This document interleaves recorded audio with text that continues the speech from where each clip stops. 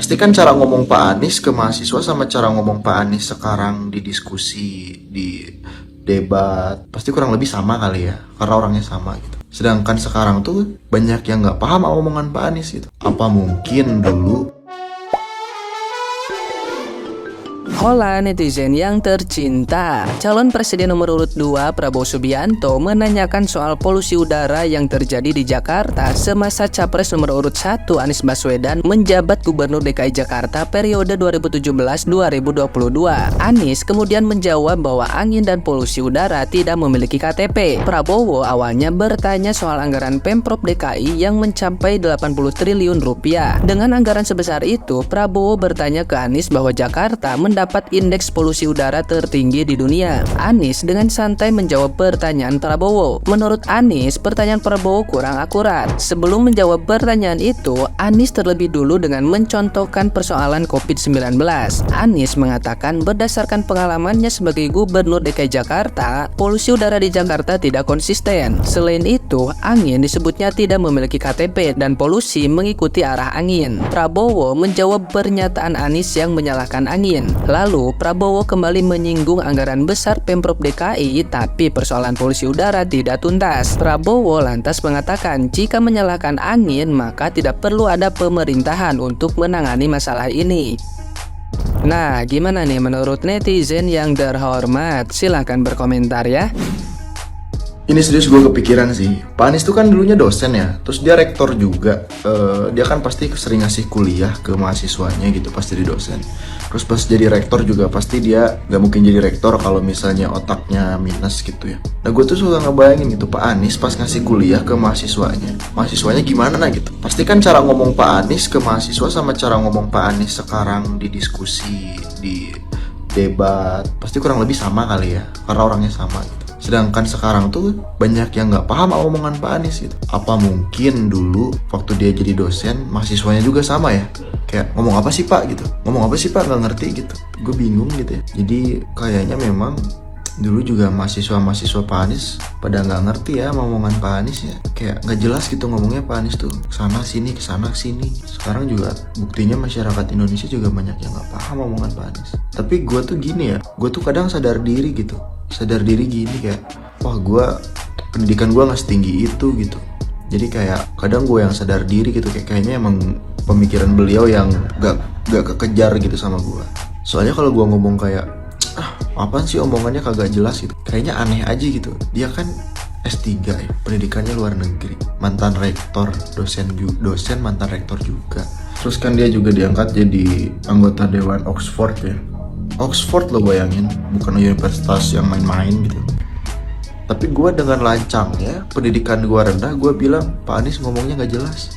Kayak gue ngerasa tolol aja gitu kalau gue ngomong kayak gitu. Kayaknya sih emang gak jelas sih, tapi gue gak tahu juga sih. Buat kalian yang komplain masalah angin gak punya KTP dan lain-lain, susah kalau nyalahin angin, menurut gue kalian skip buat komentar kayak gitu ya guys. Karena dengan kalian berkomentar kayak gitu, itu menjelaskan kapasitas berpikir kalian cuman sampai situ.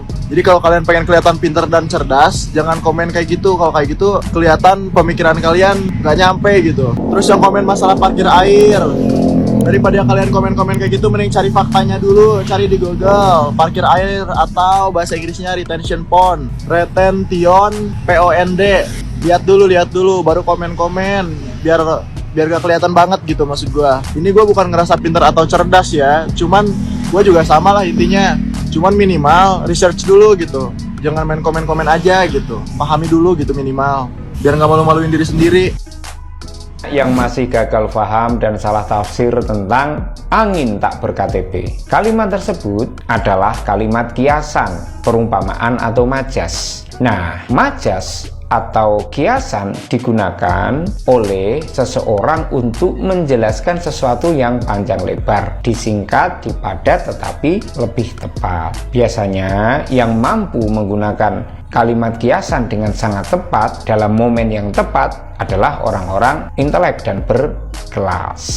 Maka wajar jika orang yang berpikiran pendek, yang cekak otaknya untuk memahami kalimat ini. Nah, Gini ya, perhatikan baik-baik. Angin adalah sesuatu yang tidak bisa terlihat, tapi terasa. Dia bergerak begitu cepat dari berbagai arah penjuru, ya kan? Sedangkan KTP adalah benda padat yang pergerakannya lebih lambat dan harus dibawa oleh orang, kan gitu. Nah, biasanya yang ber-KTP adalah manusia. Maka kalimat angin tak ber-KTP itu termasuk majas personifikasi namanya. Sekedar sharing nih, jadi Anda biar paham.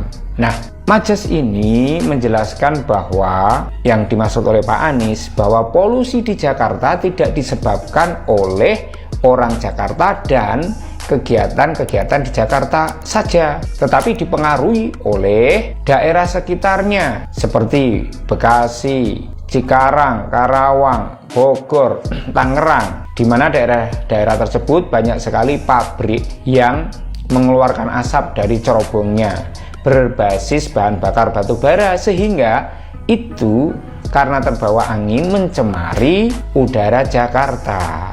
Nah, perumpamaan lagi, waktu terjadi kebakaran di hutan Kalimantan dan Sumatera, pemerintah Malaysia dan Singapura protes kepada pemerintah Indonesia. Karena apa? Udaranya terkena polutan dari kebakaran hutan di Indonesia. Artinya polusi buruk yang terjadi di Malaysia dan Singapura tersebut disebabkan oleh angin yang tidak ber-KTP itu yang berasal dari hutan-hutan di Indonesia, gitu loh. Paham ya? Jadi memang beda ya. Orang yang intelektualitasnya bagus, kemudian konstruksi berpikirnya bagus, maka dia akan mampu menggunakan majas untuk menjelaskan sesuatu yang panjang dan lebih berkelas, gitu loh. Jadi jangan mudah menafsirkan tetapi tanpa tahu ilmunya, terus hanya karena kebencian. Eman. Salam jernih, salam akal sehat, salam inspirasi untuk Indonesia. Jadi pendukung Pak Anies Baswedan itu berat, kamu nggak akan mampu. Ketika yang lain FYP hanya karena sound angin tidak ber-KTP, itu langsung di mana-mana videonya FYP.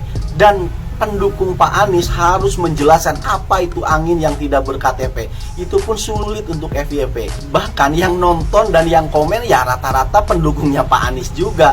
Itu ibaratnya begini, ada rakyat sedang demam, nanya ke Pak Prabowo, "Pak, saya masuk angin." Pak Prabowo bilang, "Udah beli tolak angin, minum tolak angin," gitu kan. 2 jam kemudian dia sembuh. Tapi ada juga rakyat demam, nanya ke Pak Anies, "Pak, saya masuk angin." Itu Pak Anies malah menjelaskan bahwasanya yang dimaksud dengan masuk angin itu bukan dikarenakan angin, itu karenakan infeksi saluran pencernaan, saluran pernapasan, ataupun dikarenakan adalah infeksi dari virus dan bakteri dan lain sebagainya. Dia jelaskan secara etimologi, identifikasi tentang masuk angin ini sesuai dengan gelar dia yang PhD dokter dari Amerika. Dan itu pun yang nanya masuk angin tadi harus nanyakan lagi ke pendukungnya Pak Anies, "Saya harus minum obat apa? Apa sih maksudnya Pak Anies?" Ya begitulah kira-kira gambaran antara Prabowo dan Anies. Teman-teman udah deh stop ngomongin terkait angin yang tidak memiliki KTP.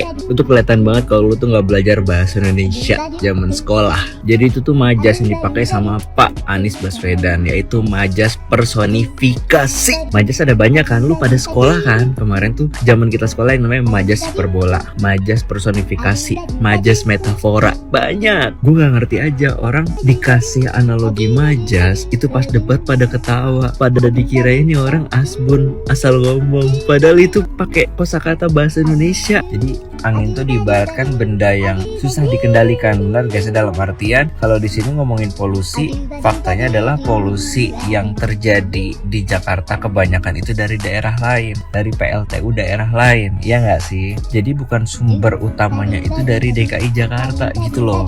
Terus dibilang kenapa Jakarta memiliki polusi tertinggi pada tahun segitu, yang mempunyai teknologi paling canggih dari semua kota di daerah Jakarta itu hanya Jakarta. Jadi Jakarta memiliki kontrol yang ngasih tahu di setiap wilayahnya, oh segini, oh segitu, gitu. Paham dulu ya. Daerah yang lain dari Jakarta. Yang dimaksud sama Pak Anies adalah tidak begitu secanggih dari Jakarta, makanya tidak bisa dilihat nilai polusinya secara signifikan atau secara detail. Maka dari itu di akhir ucapan Pak Anies bilang kalau dia jadi presiden, seluruh area wilayah Indonesia akan memiliki teknologi yang canggih melalui data dan saintik juga pastinya. Kebanyakan yang gue lihat orang-orang yang berkomentar nih ya, yang gue lihat ya, karena gue juga ngeliat satu-satu, Angin gak punya KTP, Angin gak punya KTP. Itu biasanya kalau gak bocil, satu. Kedua tuh anak-anak yang suka joget-joget doang tanpa bisa memberikan inspirasi yang positif mungkin. Yang ketiga tuh ya orang-orang yang kelihatan yang dibilang Pak Ridwan Kamil, ngerti kan? Jujur gue sampai saat ini tuh masih bingung milih siapa, karena ketiganya itu belum menunjukkan performnya yang paling terbaik. Tapi ketika Pak Anies ngomong, gue langsung paham yang dimaksud apa. Maka dari itu gue gak ngeluarkan statement Angin gak punya KTP, karena menurut gue udah paham, gue udah ngerti gak pantas untuk ditertawakan. Itu salah satu pembelajaran guys. Makanya zaman sekolah tuh ya jangan pada tawuran, sering-sering ke perpustakaan, belajar lagi buku bahasa Indonesia. Majas tuh ada banyak nih, gue ulangin lagi ya. Majas personifikasi, metafora, ironi, hiperbola. Tuh gue masih apal zaman SMP itu kelas 1 atau kelas 2 gitu ya. Malah lo pada ngomong Angin tidak punya KTP, itu majas hiperbola banget. Ketahuan lu definisi OON. Maaf ya, tapi fakta lu pada gak belajar. Besok kalau debat lihat dari awal sampai akhir dan intisarinya. Jangan terus asal jeplak dari media sosial bro. Sis, jadilah pemilih yang cerdas. Jangan sampai statement yang dikeluarkan Pak Ridwan Kamil terkait kemarin ya, kalau rata-rata pendukung si ini tuh begini dan begitu, itu jadi kenyataan. Kalau emang lu bisa bantah silahkan, fakta yang membuktikan. Gue jadi gak sabar mau lihat debat capres dan cawapres selanjutnya. Masih ada 2, 3, 4, dan 5. Seru nih, apalagi cawapresnya.